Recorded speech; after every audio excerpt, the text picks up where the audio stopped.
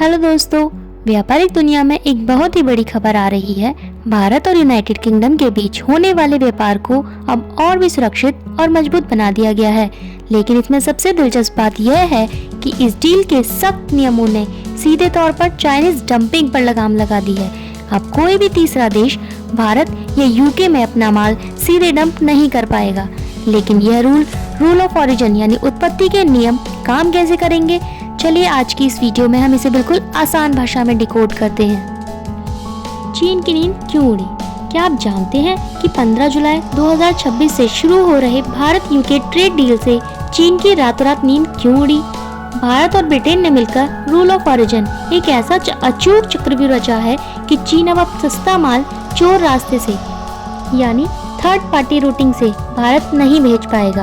ये सुरक्षा चक्रव्यूह 15 जुलाई 2026 से पूर्णतः प्रभावी हो रहा है। इसका मुख्य उद्देश्य यह सुनिश्चित करना है कि फ्री ट्रेड का फायदा सिर्फ भारत और ब्रिटेन को मिले, न कि चीन जैसा कोई तीसरा देश अपने माल को रूट करके इसका गलत फायदा उठाए।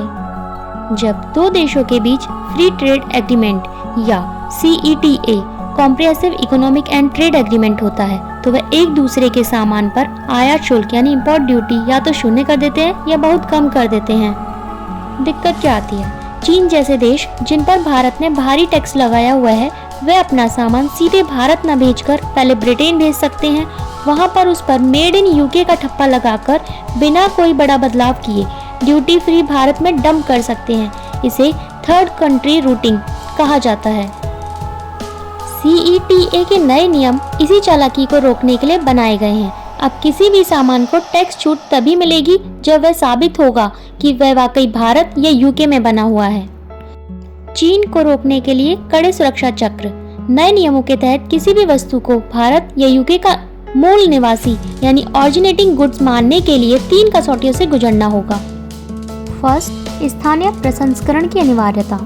विदेशी कच्चे माल से बने उत्पादों के लिए 35 से 55% तक स्थानीय मूल्य संवर्धन की यानी वैल्यू एडिशन अनिवार्य है। आसान भाषा में कहें, इसका मतलब है कि आप सिर्फ बाहर से सामान मंगाकर बिना उसमें कोई बड़ा बदलाव किए या प्रोसेसिंग किए उसे आगे नहीं बेच सकते। उत्पाद की कुल कीमत में 35 से 55% हिस्सा उस देश में की गई मेहनत, लेबर या सामग्री का होना चाहिए जहाँ से उसे निर्यात यानी एक्सपोर्ट किया जा रहा हो। सेकेंड, मूल्यांकन की दोहरी पद्धतियां यानी डुअल वैल्यूएशन मेथड। नियम क्या है? मूल्य संवर्धन यानी वैल्यू एडिशन की गणना करने के लिए निर्यातक यानी एक्सपोर्टर को 2 तरीकों का प्रयोग कर सकते हैं, बिल्डअप एंड बिल्ड डाउन। आसान भाषा में कहें तो बिल्डअप यानी इसमें स्थानीय स्तर पर जोड़ी गई सभी लागतों, लोकल मटेरियल, लेबर, प्रॉफिट जोड़कर देखा जाता है कि यह न्यूनतम सीमा तक पहुंच रहा है या नहीं। वहीं बिल्ड डाउन में इसमें उत्पाद की कुल अंतिम कीमत से विदेशी कच्चे माल की कीमत को घटा दिया जाता है ताकि स्थानीय हिस्से का मूल्य पता चले। थर्ड है सख्त ऑडिटिंग यानी स्ट्रिक्ट ऑडिटिंग। नियम क्या है? दोनों देशों के सीमा शुल्क विभाग HMRC, यूके का कस्टम विभाग और CBIC भारत का केंद्रीय अप्रत्यक्ष कर और सीमा शुल्क बोर्ड संदिग्ध मूल्यों का दावा होने पर सीधे वेरिफिकेशन ऑडिट शुरू कर सकते हैं। आसान भाषा में कहें, यदि अधिकारियों को यह संदेह होता है कि किसी कंपनी ने टैक्स या ड्यूटी बचाने के लिए गलत तरीकों से गलत मूल्य संवर्धन के आंकड़े दिखाए हैं तो तीनों देशों की कस्टम एजेंसियां सीधे तौर पर जांच यानी ऑडिट कर सकती हैं। स्टील के लिए मेल्टन पोर नियम। समस्या क्या है? चीन दुनिया भर में भारी सब्सिडी यानी सरकारी छूट वाला सस्ता स्टील डंप करने के लिए कुख्यात है। इसे रोकने के लिए CETA ने सबसे कड़ा पैमाना अपनाया है। नियम के अनुसार लोहा और स्टील तभी टैक्स फ्री माना जाएगा जब उस धातु को शुरुआत में यानी तरल अवस्था में भारत या यूके की भट्टी में ही पिघलाया गया हो और पहली ठोस शक्ल भी वहीं दी गई हो। केवल शीट या रोलिंग या कटिंग करने पर टैक्स छूट नहीं मिलेगी। आसान भाषा में कहें तो यह नियम यह सुनिश्चित करने के लिए बनाया गया है कि कोई भी देश, विशेषकर चीन, बाहर से आधा अधूरा बना हुआ सस्ता स्टील लाकर यहाँ थोड़ी बहुत कटिंग या फिनिशिंग करके उसे लोकल प्रोडक्ट बताकर टैक्स छूट का फायदा ना उठा सके। टैक्स छूट का लाभ तभी मिलेगा जब स्टील को शुरू से आखिरी तक भारत या यूके में ही तैयार किया गया हो। कृषि और खाद्य उत्पादों की कड़ाई। कृषि उत्पाद पूरी तरह से स्थानीय होने चाहिए। कृषि और खाद्य सुरक्षा के लिहाज से नियमों को सख्त रखा गया है। मीट, डेयरी उत्पाद, मछली, फल, सब्जियां, चाय और कॉफी जैसे सामान यानी होली ऑब्टेन्ड होने चाहिए। इसका मतलब है कि वह जीव या फसल पूरी तरह से भारत या यूके की धरती यानी समुद्र में ही पैदा और बड़े हुए हों। सामान्य प्रक्रियाओं यानी सिंपल ऑपरेशंस को अमान्य घोषित करना।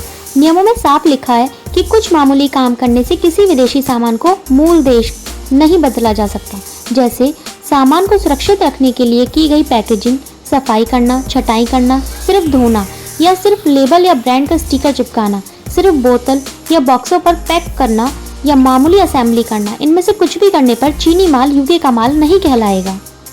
प्रशासनिक और वेरिफिकेशन नियम, ट्रस्ट एंड वेरीफाई। धोखाधड़ी रोकने के लिए सिर्फ कागजी नियम नहीं है, बल्कि कड़ा प्रशासनिक ढांचा तैयार किया गया है। Certificate of origin. कंपनियों को अधिकृत संस्थाओं से प्रमाणित सर्टिफिकेट लेना होगा, जो डिजिटल और अंग्रेजी भाषा में 12 महीने के लिए वैध होगा। HMRC और CBIC का कड़ा पहरा। यूके के व्यापारियों को भारत माल भेजने से पहले वहां के टैक्स विभाग यानी HMRC, यूके के कस्टम विभाग के पास खुद को रजिस्टर कराना होगा। भारत का कस्टम विभाग CBIC कभी भी संदिग्ध दावों पर सीधे वेरिफिकेशन ऑडिट शुरू कर सकता है। Data sharing. दोनों देशों के सीमा शुल्क अधिकारी, कस्टम अथॉरिटीज आपस में खुफिया जानकारी साझा करेंगे ताकि किसी भी संदिग्ध चीनी रूटिंग को तुरंत पकड़ा जा सके। निष्कर्ष, यह नियम चीन की अवैध डंपिंग को रोककर भारतीय मैन्युफैक्चरर्स को एक सुरक्षित और निष्पक्ष बाजार देता है, जिससे घरेलू उद्योगों को नुकसान नहीं होता। साथ ही केवल वास्तविक भारतीय यूके उत्पाद को ही टैक्स छूट मिलने से $25.12 बिलियन का आपसी व्यापार किसी तीसरे देश से अनुचित हस्तक्षेप के बिना अधिक पारदर्शी, मजबूत और भरोसेमंद बनता है। Thanks for watching. Like, share, subscribe.